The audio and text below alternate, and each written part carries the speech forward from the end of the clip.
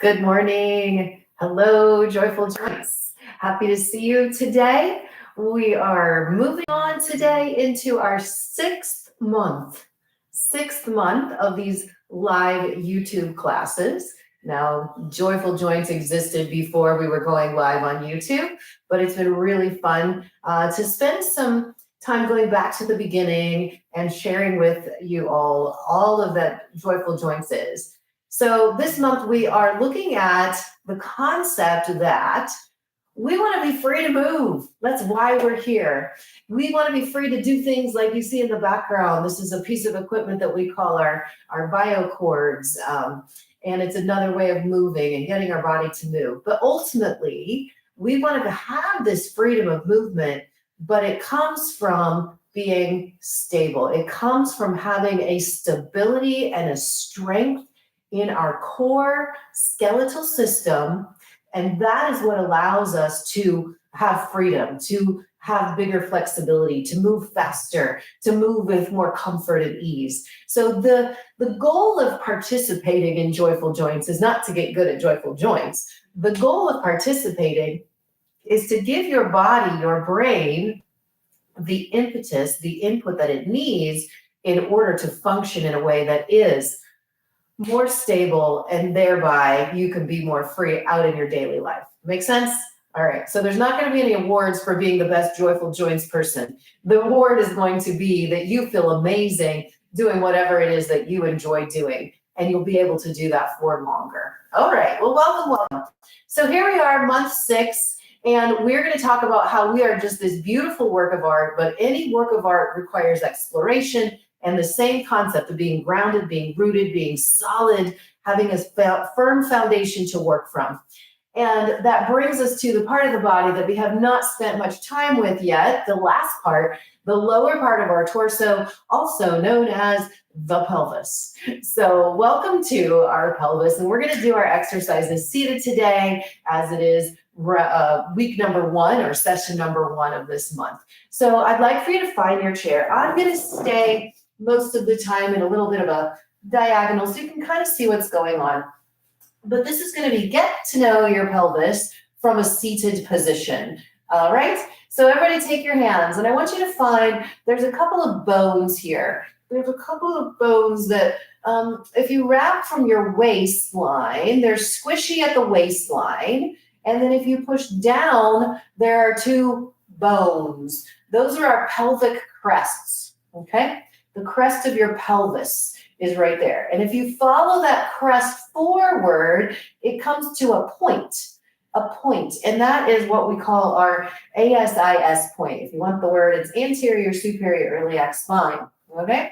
But we can just also have an awareness that we have these 2 points that are part of our pelvis, and they ultimately want to point forward. What else you can find is the navel. So if you take your fingers and you find where your navel is, we went straight sideways, we're in the soft part. If we go down a couple of inches, we find that bone. Now, this is not your hip, okay? Your hip is where this leg bone sits inside of the pelvis. So it's the articulating point. If my leg bone is a ball joint, a ball, and it sits inside of a socket, right? You've heard ball and socket joint. My leg bone moves around, and it moves better when my pelvis is stable.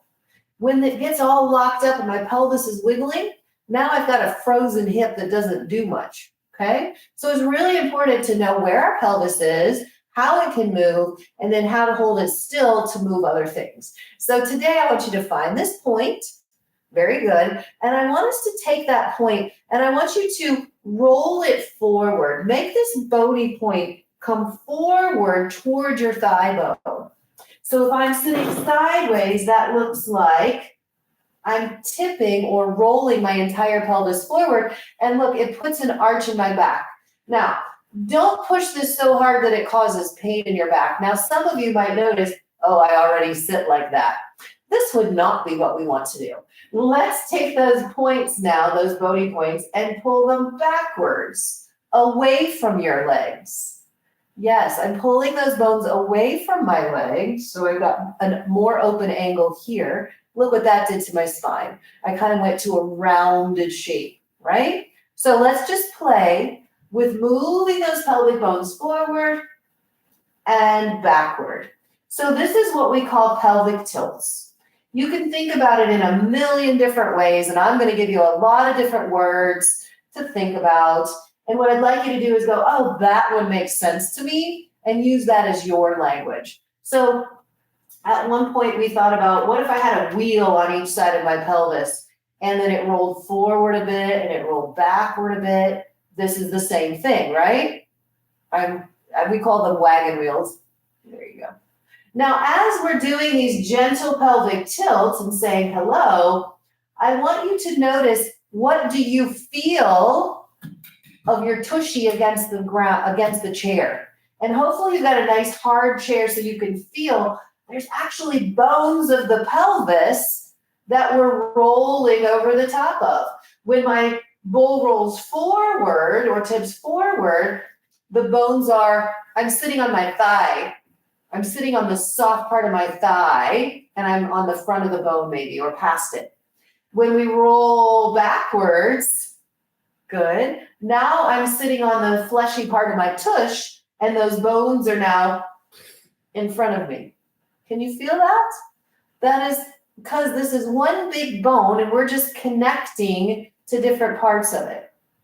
Good. And hello to everybody who's made it here live. So excited to see you. Awesome, even though I can't really see you. But if you're subscribing, you can say hello in the chat at some point during class. Let us know that you're having a good time, that we're finding freedom. Now, one other thing you might pay attention to is the tailbone. Okay, so these are all just landmarks that we're learning about our pelvis. So we've got these crest bones, right? And then in the back, we have the sacrum or the tailbone. It's a triangle. We talked about it last week, I think. And it can either stand up straight, it can tip forward, so my tail kind of lifts up, or I can tuck my tail underneath me. I can point my tail back. Do you see this? This is exactly the same motion as we just did.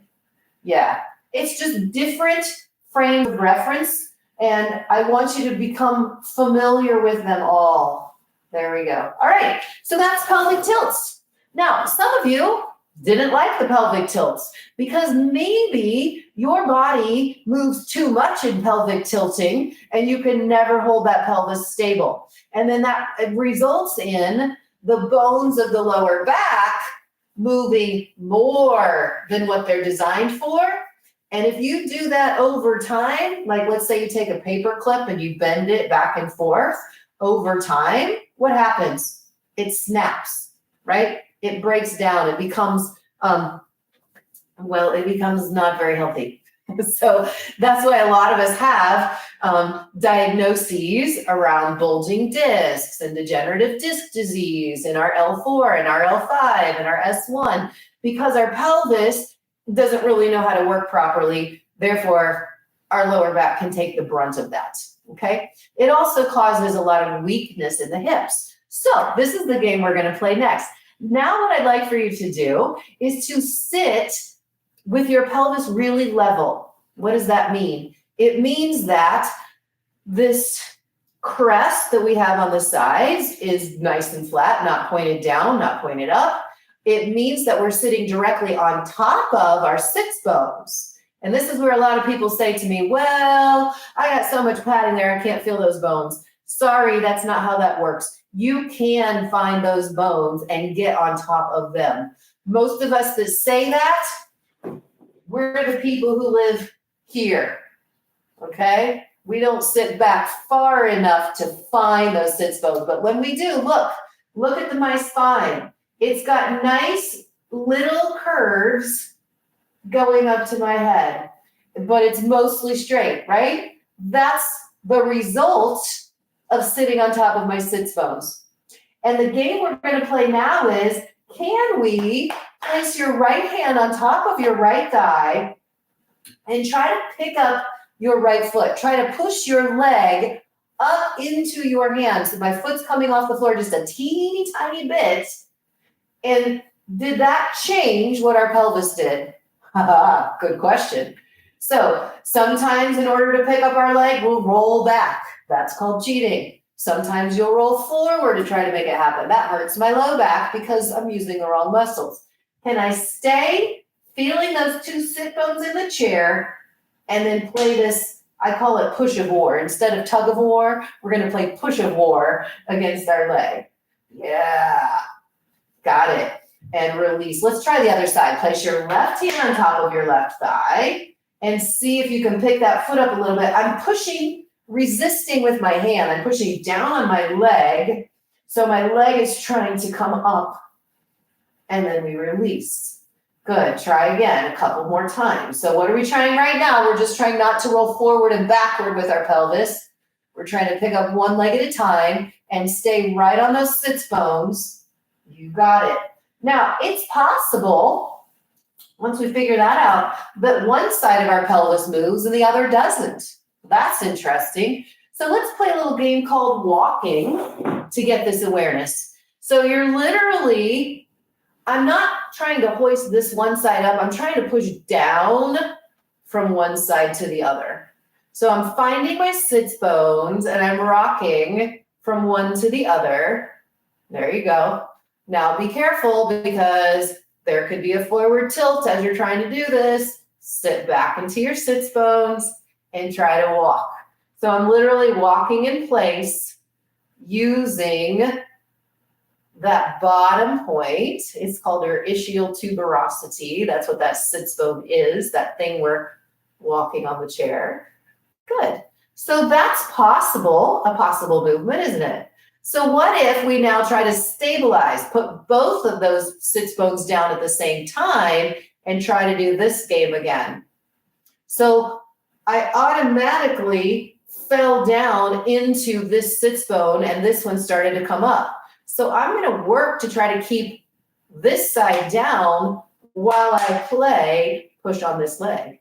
Oh my goodness. That is like really hard. And I'm actually getting some inner thigh activation to try to make that happen, which is cool. Let's switch. So as my leg comes up, my body naturally wants to get heavy on that sits bone, but I'm going to try to anchor myself on the opposite side as we press and we press and we press. And oh my gosh, something is getting really, really strong. Good. And some of you might be screaming because the muscles right here in the crease of your pants are like cramping up. Yeah, that would be normal because those are muscles that get extra weak when we don't have pelvic stability. So it's okay if you're feeling like, dude, it might take me a minute. That's fine. Keep trying. Let's try opposite hand.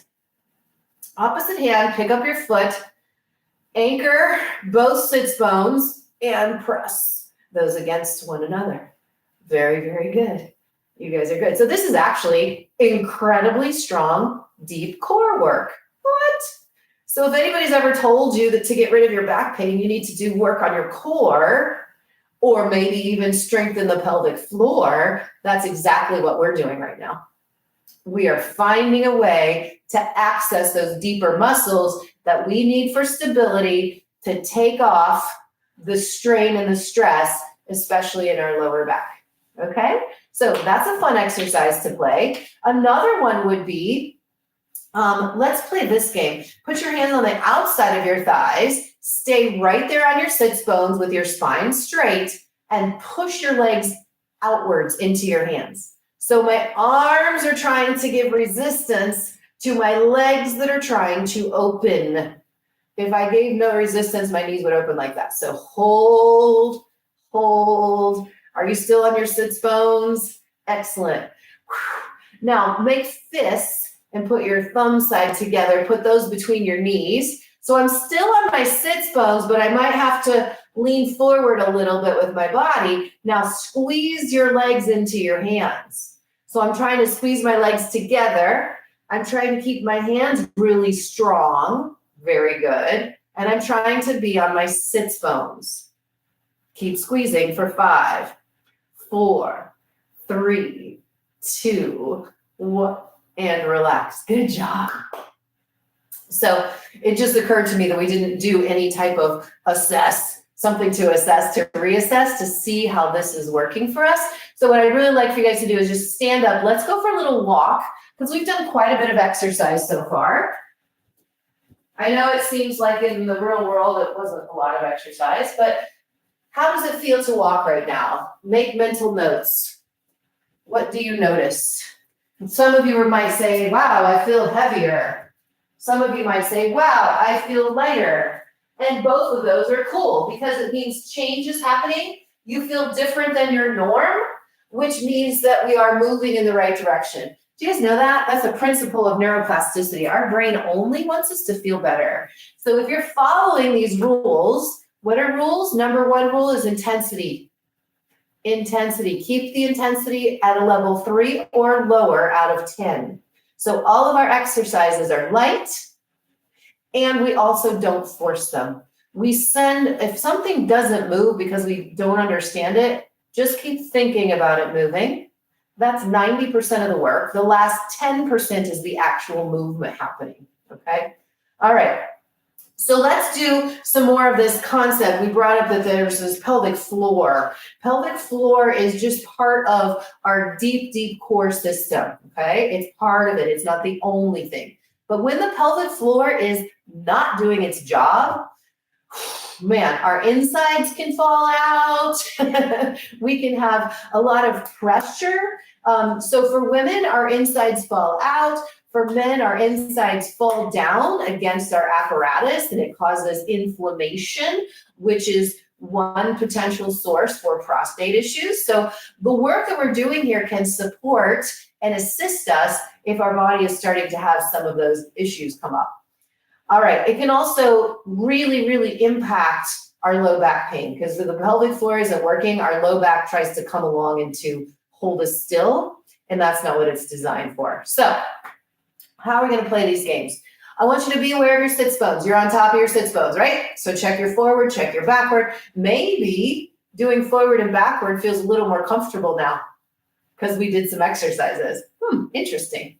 So then we land right on our sits bones, and I want you to think about squeezing your tushy and squeezing your sits bones toward each other.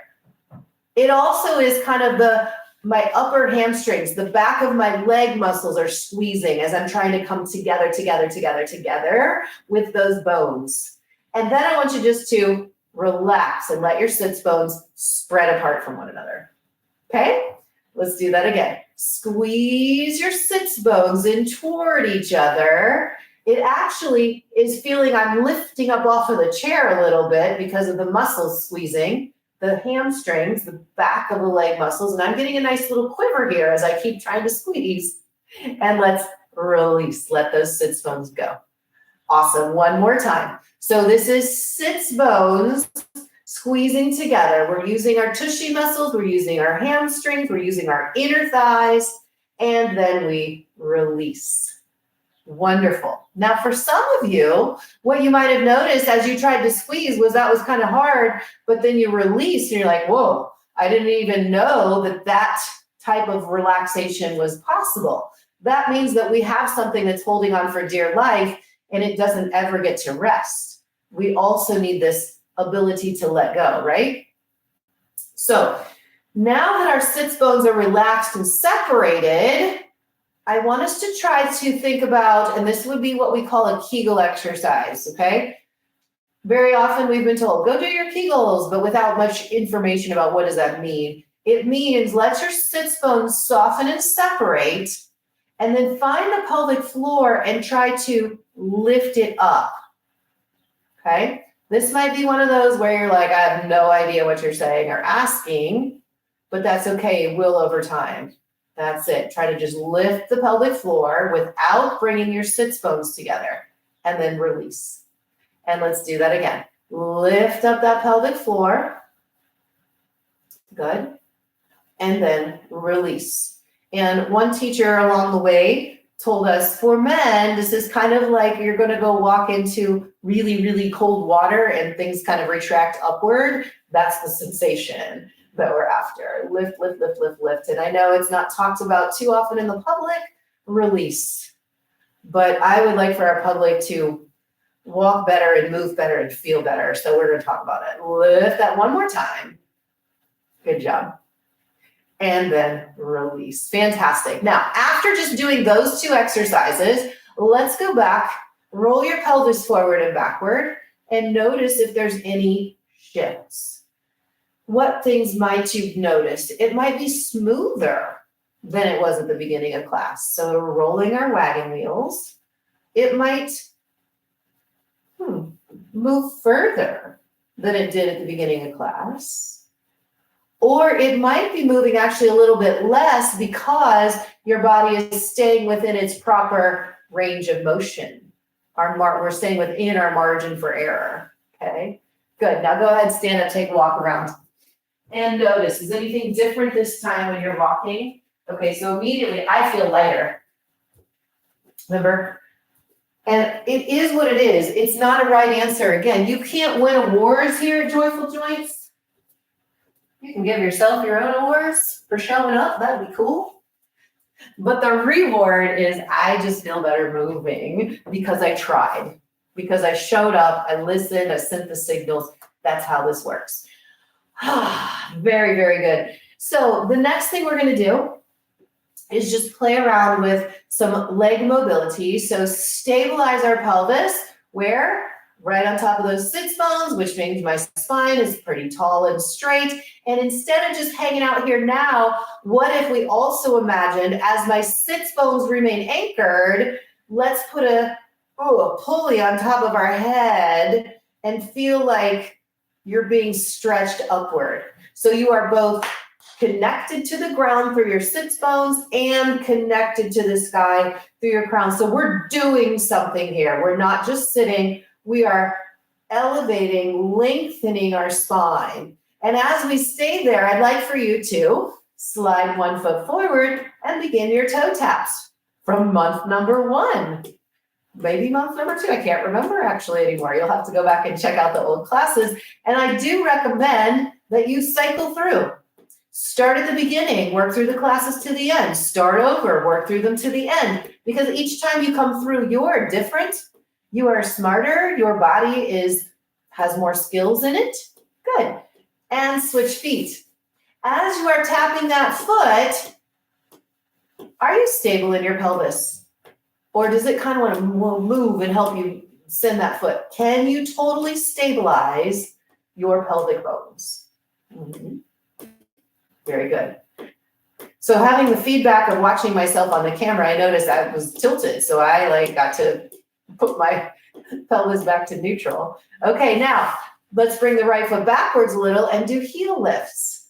So as we do our heel lifts, how stable are we? Oh, I'm having trouble. There we go. So there's a lot more wiggling going on here. You want to get way out there to the edge of your chair in order that your thigh doesn't force movement. Good. Now, if we take our heel around in circles, can we remain stable in our pelvis? So do you see how what we're learning here in month 6 is going to go back and help us be more informed when I'm just doing, let's say, my eyes and my head. Is my pelvis moving while I'm doing those upper body things? Switch feet, slide it back, heel goes up and down. How stable, how level? Very good. Very important things that we're doing here. Good. And then let's have that heel go in circles. Awesome. And then reverse. Beautiful. Okay, now I'm going to give you some real challenge, bigger challenges now. So stay at a level 3 on your intensity. What would happen if I move my right leg out to the side? Did my pelvis stay stable? And then I'm going to bring it back. And then the left leg will step out to the side and then we'll bring it back. So this is, if I can stabilize here at my pelvis, I can explore a lot of movement with my legs. As I improve movement with my legs, I get stronger and I can do more. And then I can start dancing and doing all the fun stuff. That's right. Good. What about extending your leg out in front of you and then putting it down? So we'll do the can-can dance. I don't care if your feet are pointed or flexed. You do what's working for you. But I'm trying to make that happen without changing my pelvis at all. Good. And it helps me. I am cueing off of I'm cueing off of watching myself. I'm a little bit obsessed right now, to be honest, and trying to keep my pelvis level because it keeps wanting to go off to one side. So thank you again for being here so that I can keep learning and practicing. Awesome. What if we had our feet go apart and our knees in? Your feet go apart and your knees drop inward. Did your pelvis stay? Did it even move very much? Because this internal rotation is one that kind of gets lost. And then what if I take my knees and I turn them out? I bring my knees together. I bring my knees apart. Good. In and out. So internal rotation, external rotation, while I keep my pelvis still. Yeah, this one might be a challenge for a lot of us. Good. 2 more. In, out, and in and out. Very good. And the last thing we're going to do today is we're going to see what happens if I bring my ankle on top of the other leg. That may or may not be possible for you, but I want you to just check it out today. We're going to play with this some more and see, did that affect our pelvis or did it stay? How much tightness is here? Take your hand, place it on the back side of your knee, and I want you to push your leg into your hand. It's possible we did this laying on the ground last week's class. Now put your hand on the inside of the thigh, push your leg against your hand. And while we're doing that pressure, I want my pelvis to stay still. Good, let's try the other side. Ankle goes on your thigh. I had to help mine there a little bit. Feeling some tightness. Place your hand on the back side. So see if your pelvis stayed. If it didn't stay, how do you get that pelvis back to? I'm sitting on my sits bones. It didn't roll backward or forward. And then place your hand on the back of the knee. Press the leg into the hand into the leg. Good. Now on the other side, press in. The leg is pressing against the hand. Got it. And then we relax. Very good. And we place that foot down. Rock and roll your pelvis. Compare. Compare. How is that starting to feel? Is there a relaxing of the lower back at all as we get stronger? And oh, by the way, are we still connected to the ceiling? What happens if you connect tall to the ceiling and move your pelvis? That's a whole different feel, right? Okay, stand up. Take your final walk, please. Ooh. The sun is shining outside, and I want to go for a walk out there. Anybody else? I think it's warm enough to do that. My body feels ready because we've made this strong pelvis. So now I can go out and I can spend some time doing something that I love, which is being outdoors in nature and hiking the trails. So I would love to hear from you guys some of the things that, number 1, you love to do.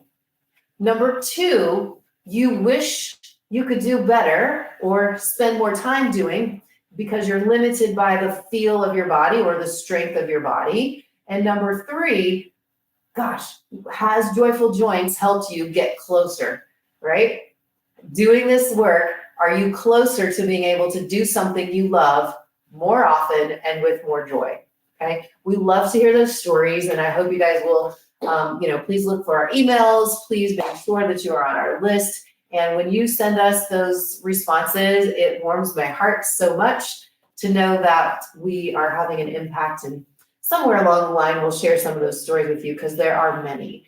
All right, we guys are amazing. Again, find your stability, practice that strength with discipline. Be strong about it. And then go enjoy the exploration, enjoy the creation that you are, enjoy the creation that is all around us.